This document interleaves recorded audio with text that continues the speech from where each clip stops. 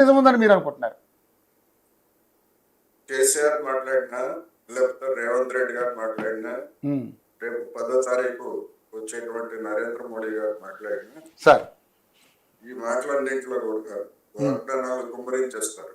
కానీ ఏ పార్టీ కూడా ఈ వాగ్దానాలు పూర్తిగా అమలు జరపలేదు అనేది మాత్రం నేను స్పష్టంగా చెప్పదలుచుకున్నా. దానికి ఉదాహరణ కూడా నేను చెప్తాను సార్. వ్యవసాయం అనేటువంటిది ఉమ్మడి జాబితా, కేంద్ర ప్రభుత్వానికి సంబంధించినటువంటిది, రాష్ట్ర ప్రభుత్వానికి సంబంధించినటువంటి అంశం.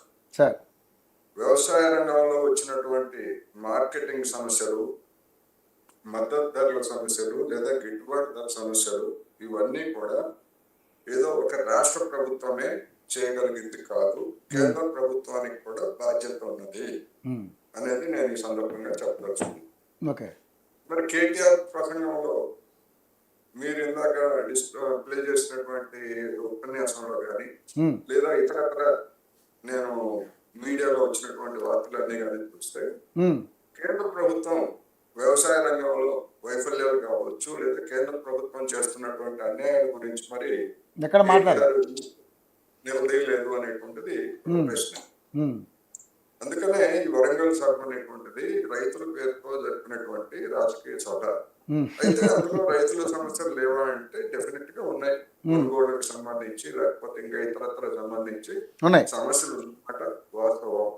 రైతులకు సంతృప్తికరంగా జరిగిన మాట వాస్తవం, అవన్నీ కాదనిపోయి గతంలో కూడా కేసీఆర్ హయాంలో కూడా ఇదే జరిగింది. ఇదే విధమైనటువంటి విమర్శల్ని ఆ రోజు కాంగ్రెస్ నాయకులు ఇతర పార్టీల వాళ్ళు కూడా చేశారనేది మనం ఒకసారి గుర్తు తెచ్చుకోవాలి. ఉదాహరణకి కేంద్ర ప్రభుత్వం ఢిల్లీలో రైతు ఉద్యమం ఏడాది పైగా సాగినటువంటి రైతు ఉద్యమం తర్వాత 3 సాగు చట్టాలను వెనక్కి తీసుకుంటూ కనీస మద్దతు ధరలకి చట్టబద్ధత కల్పించేటువంటి అంశం గురించి 2022 జూలైలో ఒక కమిటీని వేసింది. ఇది మనం 2026 మే మధ్యలో ఉన్నాం, మే మొదటి వారంలో ఉన్నాం. అవును సార్. జూలై వస్తే మళ్ళీ 4 సంవత్సరాలు పూర్తవుతుంది. అవును.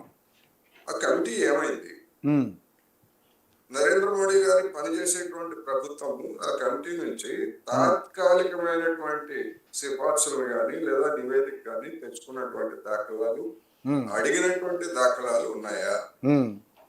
లేదు. ఎందుకని? కనీస మద్దతు ధరలకి చట్టబద్ధత కల్పించాలనేటువంటిది గతంలో ఈ నరేంద్ర మోడీ గారు గుజరాత్ ముఖ్యమంత్రిగా ఉన్నప్పుడు ఎంపవర్మెంట్ అంటే ముఖ్యమంత్రుల కమిటీకి ఆయన కన్వీనర్ లేదా సభ్యుడి హోదాలో గుజరాత్ ముఖ్యమంత్రిగా కేంద్ర ప్రభుత్వానికి సిఫార్సు చేశారు చట్టబద్ధత కల్పించాలి అని. ఆయన అధికారానికి వచ్చి 12 సంవత్సరాలు. ఇప్పుడు దాని గురించి ఎక్కడ ఏం మాట్లాడరు. ఎక్కడ మాట్లాడరు? పాపమా లేకపోతే ఏమన్నా రైతుల మీద శాపమా అనేటువంటి ఒకటి. పిఎం కిసాన్ గురించి చెప్తున్నారు. ఓకే, పిఎం కిసాన్ ఇస్తున్నారు, లేకపోతే కొన్ని రాష్ట్రాల్లో రైతు బంధు ఇస్తున్నారు, అదనంగా ఇస్తున్నారు. మరి బీజేపీ పాలిత ప్రాంతాల్లో పిఎం కిసాన్ కాకుండా ఆయా రాష్ట్ర ప్రభుత్వాల్లో ఎక్కడైనా రైతు బంధు భరోసా పేరు ఏదైనా పెట్టడం, ఏ పేరైనా పెట్టుకోలేదు, ఎక్కడన్నా అమలు జరుగుతున్నాయా బీజేపీ పాలిత రాష్ట్రాల్లో? మరి అక్కడ రైతులకి అవసరాలు లేవా? ఎందుకు అమలు జరపట్లేదు అనేటువంటిది ఒకటి. ఈ పిఎం కిసాన్ నిధులు కూడా ఎక్కడి నుంచి తెస్తున్నారు వీళ్ళు?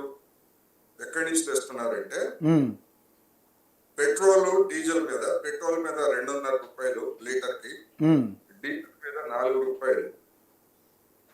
అగ్రికల్చర్ వ్యవసాయ సంబంధ సెస్ పేరుతోటి వసూలు చేస్తున్నారు ప్రతి లీటర్కి.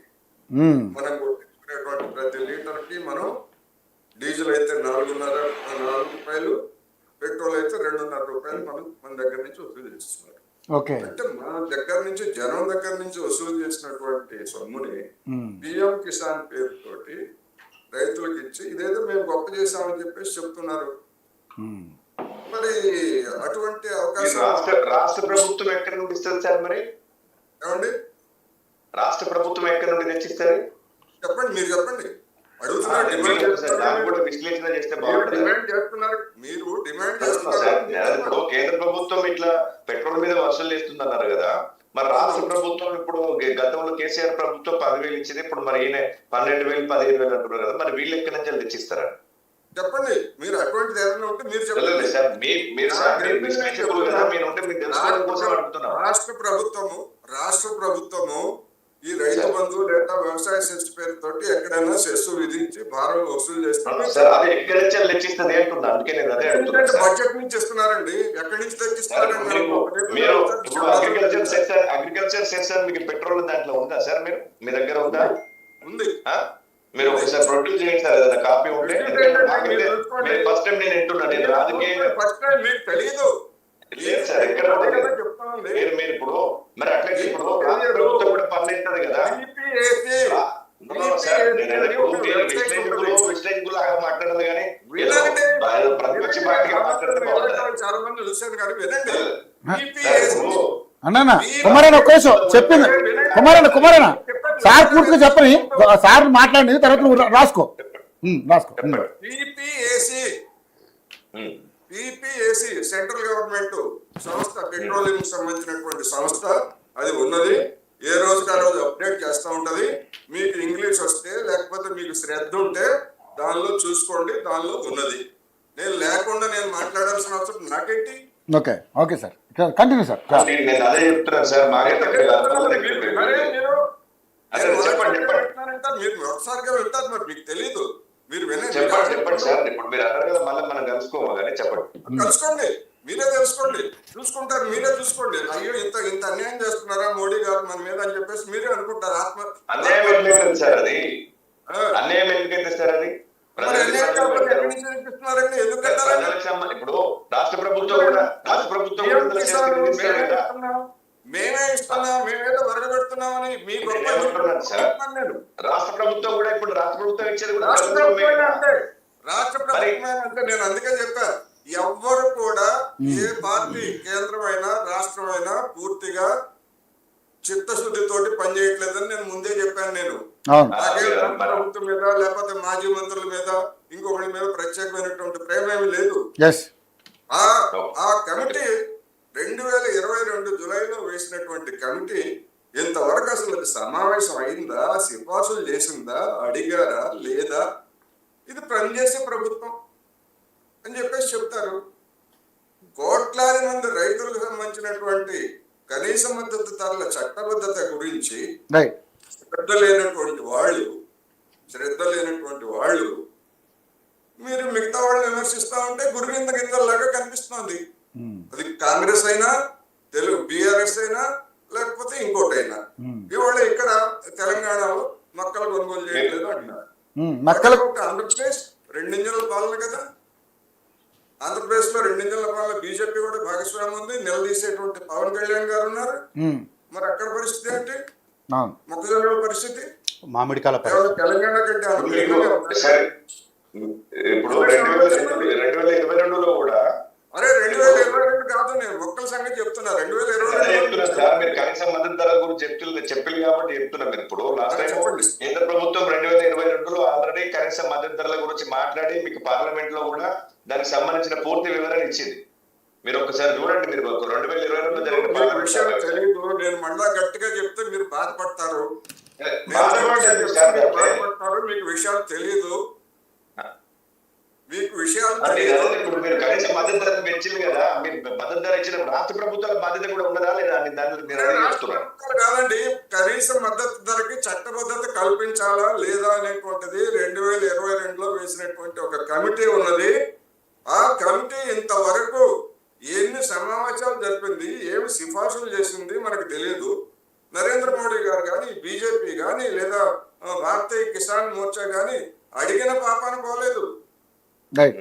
కావాలంటే చూసుకోండి. నేనేమి ఆధారం లేకుండా మాట్లాడేటువంటి వ్యక్తిని కాదు, రాజకీయ పార్టీలకు సంబంధించినటువంటి ఆరోపణలు చేసేటువంటి వ్యక్తిని కాదు.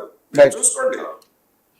అందుకని ఇవన్నీ కూడా నేను ఆధారాలు లేకుండా మాట్లాడను. కావాలంటే నేను రవికి పంపిస్తాను. Okay. నేను చెప్పినటువంటి వార్తలకు సంబంధించి మీరు రవి గారి దగ్గర మీరు తీసుకోండి. Right sir. తీసుకోండి లోపల మీరు ఏం తప్పకుండా మోడీ గారు చేసింది కరెక్ట్ అనుకుంటారో అది మీ ఇష్టం. అది ఓకే రైట్. ఎవరు కూడా ఏ వాగ్దానాలని పూర్తిగా అమలు జరపట్లేదు. రైతాంగంలో భారత రైతాంగంలో అగ్రికల్చర్ రంగంలో సంక్షోభం అనేటువంటిది ఉన్నది. దాన్ని పూర్తిగా పరిష్కరించేటువంటి శక్తి లేక ఏదో ఒక కారణాలతోటి వాయిదా వేస్తున్నారు, లేకపోతే జనాన్ని రైతాంగాన్ని ఇబ్బంది పెడుతున్నారు. అందుకని ఇక్కడ మరి కేటీఆర్ గారు మరి రాష్ట్ర ప్రభుత్వం నిలదీశారు. ఓకే, నిలదీయాల్సిందే, అందులో ఎలక్షన్ అమలు నేను కూడా నిలదీస్తా కేటీఆర్. మరి కేంద్ర ప్రభుత్వం చేయాల్సినటువంటి పని గురించి కేటీఆర్ ఎందుకు మాట్లాడరు? ఏమో మరి కలిసి పోటీ చేస్తారు అరెస్ట్ అవుతుంది సార్ మీరు. అదే కదా నా ప్రశ్న, అదే కదా. కేటీఆర్ మరి ఇంత రేవంత్ రెడ్డి గారి మీద లేదా రాహుల్ గాంధీ మీద అంత పెద్ద తీవ్రమైనటువంటి విమర్శ చేసినటువంటి వాళ్ళు మరి బీజేపీ లేదా కేంద్ర ప్రభుత్వం మీద చేసినటువంటి ఉపన్యాసం కూడా మీరు ప్లే చేస్తుంటే బాగుండేది. నాకు తెలిసినంత వరకు అటువంటి కామెంట్స్ కానీ లేవు కాబట్టి ప్లే చేయలే. చేస్తే తెల్లారా అరెస్ట్. నేను మొత్తం వెళ్ళలేదు, కొన్ని న్యూస్ లో చదివాను. నేను ఎక్కడ న్యూస్ లో కేంద్రం మీద లేదు. ఆయన దగ్గర 45 నిమిషాల నుంచి 1 అవర్ మాట్లాడాడు సార్. 1 అవర్ లో కూడా కేవలం రేవంత్ రెడ్డి గారి మీద నడిచింది, ఈ ప్రభుత్వం మీద నడిచింది. బీజేపీ గురించి ఏం మాట్లాడలేదు. ఇది రైతుల పేరుతోటి జరిపినటువంటి ఒక రాజకీయ సభ. ప్రతి రాజకీయ సభలో రైతుల గురించి లేకపోతే ఇంకోటి గురించి ఉంటాయి. ఉదాహరణకి ఇప్పుడు పశ్చిమ బెంగాల్లో బీజేపీ అధికారానికి వచ్చింది. 3,000 రూపాయలు నిరుద్యోగ వృత్తి ఇస్తామని చెప్పారు. మరి మిగిలినటువంటి రాష్ట్రాల్లో ఎందుకు ఇవ్వట్లేదు బీజేపీ? అది అక్కడ ఆ రాష్ట్రం ప్యాకేజ్ సార్. అది ఆ రాష్ట్రంలో వాళ్ళకి ఇస్తారన్నటువంటి ప్యాకేజ్. అరే అది ఒక్కో రాష్ట్రానికి ఒక, రేపు మన తెలంగాణలో ఇంకో వెరైటీ ఇవ్వచ్చు సార్. రాష్ట్రాల పరిస్థితులను బట్టి అక్కడ ఉన్నటువంటి రాజకీయ ప్రయోజనాలను బట్టి ఇస్తారేమో సార్. తీసుకుంటారు అంతే తప్ప ఒక జాతీయ విధానం అంటూ లేదు. బీజేపీకి ఒక జాతీయ విధానం లేదు. ఇప్పుడు జాతీయ విధానంలో ఉన్నప్పుడు జాతీయ విధానం గురించి మాట్లాడతారు. ఆయా రాష్ట్ర పరిస్థితులను బట్టి అక్కడ మాట్లాడతారు. జాతీయ స్థాయిలో ఇవ్వాలంటే అంత పెద్ద మొత్తంలో ఇవ్వాలి కదా సార్, ఉండాలి కదా. నేను ఇంకోటి చెప్తా మీకు, జాతీయ పెన్షన్ పథకం, సామాజిక సహాయ పథకం పెన్షన్ మరి కేంద్ర ప్రభుత్వాన్ని, అదే రాష్ట్ర ప్రభుత్వాలది కాదు. మీరు అంగీకరిస్తారా? చెప్పండి, నేను రాసుకుంటాను. నేను కూడా దాని కింద యూపీఏ హయాంలో 60 ఏళ్ళ వాళ్ళకి 200 రూపాయలు నెలకి, 80 ఏళ్ళ వాళ్ళకి 300, వితంతువులకు కూడా 300, 500 అట్లా నిర్ణయించారు. మరి మానవ ముఖం, హ్యూమన్ ఫేస్ ఉన్నటువంటి నరేంద్ర మోడీ గారు అప్పటి నుంచి ఇప్పటి వరకు ఒక్క పైసా పెంచలేదు కేంద్ర ప్రభుత్వ పథకం. అది అంటే 200 పథకం మళ్ళీ చెప్పమన్నాడు సార్. ఆ పథకం పేరేంటి సార్? కోటేశ్వర గారు, జాతీయ పెన్షన్ పథకం అన్న. జాతీయ పెన్షన్ పథకం కేంద్ర ప్రభుత్వం అంది. అయితే రాష్ట్రాలు ముష్టి విధించినట్టుగా ఆ మొత్తం ఇస్తే జనం సంతృప్తి చెందరని చెప్పేసి రాష్ట్రాలు తమ వనరుల నుంచి ఆంధ్రప్రదేశ్ లో 4,000, తెలంగాణలో 2,000, మరికొన్ని రాష్ట్రాల్లో 1,500, 2,000 అట్లా రాష్ట్ర ప్రభుత్వాలు దానికి జత చేసి ఇస్తున్నాయి.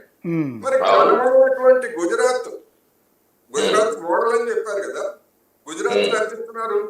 1,000 రూపాయలు అంతకంటే తక్కువ ఇస్తున్నారు. మరి గుజరాత్ డబ్బులు తక్కువ అంటే మీ ఉద్దేశం ఏంటి సార్? ఇప్పుడు రాష్ట్ర ప్రభుత్వాలే కాదు, కేంద్ర ప్రభుత్వం కూడా రైతులను మోసం చేస్తుంది అంటారు మీరు? అట్లాగే సార్, గుజరాత్ ఇవ్వట్లేదంటే గుజరాత్ లో ఆర్థికపరంగా మంచుకున్నారేమో అక్కడ అందరూ ఏమో కాదు, అసలు అప్పుడు రద్దు చేయండి. అదే అక్కడ అద్భుతంగా ఉండదు కదా. ఉత్తరప్రదేశ్ మధ్యప్రదేశ్ లో 200 ఇస్తా ఉన్నారు. అక్కడ దళితులలో అధిక స్థానంలో ఉన్నటువంటిది మధ్యప్రదేశ్. అక్కడ 200, 300 కేంద్ర ప్రభుత్వం ఇచ్చేటువంటి సొమ్ము తప్ప అక్కడేమి ఇవ్వట్లేదు. మరి అంటే ధనవంతంగా ఉందా మధ్యప్రదేశ్ మీ పాలనలో? అరే అక్కడ నేను ఏమంటున్నాను సార్, మా పాలనలో అక్కడ అందరు సుభిక్షంగా ఉన్నారేమో కదా, ఉండొచ్చు కదా. అవును, మధ్యప్రదేశ్ లో కాదు అన్న ఒక పథకం ఇచ్చారంటేనే అక్కడ వాళ్ళంతా కూడా బిలో పవర్టీ లైన్ లో ఉన్నట్టు కదన్నా. మరి ఏం అక్కడ బాగుందని ఎలా అంటామన్నా మనం? మధ్యప్రదేశ్ లో అక్కడ ఉన్న రాష్ట్రం ఎవరు ఇయ్యాలి కదా. నీతి ఆయోగ్ నివేదికల్లో మ్మ్. నీతి ఆయోగ్ నివేదికల్లో మధ్యప్రదేశ్, ఉత్తరప్రదేశ్, బీహార్ దరిద్రంలో టాప్ లో ఉంటాయి. అవును, మరి అక్కడ ఎందుకు ఇవ్వట్లా? అక్కడ ఎందుకు ఇవ్వట్లేదు? నిజంగా వాస్తవం అది. అందుకని నేనే రైతులైనా లేకపోతే ఇతర సామాజిక తరగతులైనా యూత్ అయినా ఎవరైనా కానీ చెప్పేటువంటి కబుర్లు వేరు, చేసేటువంటి ఆచరణ వేరు. ఓకే, అందరూ దగ కుడి ఎడమల దగ. రైట్ రైట్ సార్, గతంలో కాంగ్రెస్ చేసింది, రైట్. బీజేపీ మీరు అన్నది కరెక్టే సార్. ఇప్పుడు మాకు మా బీజేపీ పాలిత రాష్ట్రాల్లో సెల్ఫ్ ఎంప్లాయ్మెంట్ బాగా ఎంకరేజ్ చేస్తున్నాము. ఇవన్నీ ఏం సార్ తెలంగాణలో భిక్షాటనా? అన్న సార్ అట్లా అది కాదు. అది కాదు. ఇప్పుడు మేము మా పాలిత రాష్ట్రాల్లో మేము సెల్ఫ్ ఎంప్లాయ్మెంట్ ఎక్కువ క్రియేట్ చేస్తున్నాము. మరి ఏది ఇక్కడ మన దగ్గర సార్ అడగండి సార్. ఎక్కడ ఎక్కడ ఎక్కడ చేస్తారో కూడా ఇష్టంగా పెట్టండి అన్న బయట. ఏడ తెలంగాణలో భిక్షాటన జరుగుతుందన్న. ఆ డబల్ ఇది. ఎందుకున్నాయో చెప్పండి, అది నాకు చెప్పండి. అక్కడ దరిద్ర సార్, ఇప్పుడు దరిద్రుడు అంటే అక్కడ ఉన్నటువంటి పరిస్థితులు, అక్కడ మధ్యప్రదేశ్ లో 15 ఏళ్ళు వరుసను కంటిన్యూగా పరిపాలన చేశారు. మీరు అన్నట్టు నిజంగా అక్కడ ఉన్న పాలన సరిగ్గా లేకపోతే, మేము సరిగ్గా చూడకపోతే వరుసగా అట్లా ఎందుకు గెలిపిస్తున్నారు సార్ జనాలు? ఇది ఈ కబురు చెప్పదు మళ్ళా. ఎన్నికల్లో కూడా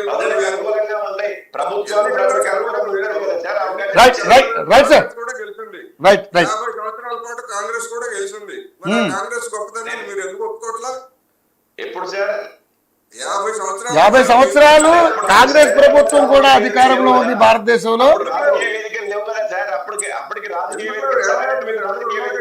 కదా. బీజేపీ ఉంది, ఇవాళ కాంగ్రెస్ పార్టీ గెలవలేకపోతున్నారు ఇవాళ దేశంలో. అంటే పరిస్థితులు మారినాయి కదా. ఏం మారినాయి పరిస్థితి? ఏం మారలేదు. కరెక్ట్ గా అంటే మీకు ఏది వాటంగా ఉంటే మీరు అది కరెక్ట్.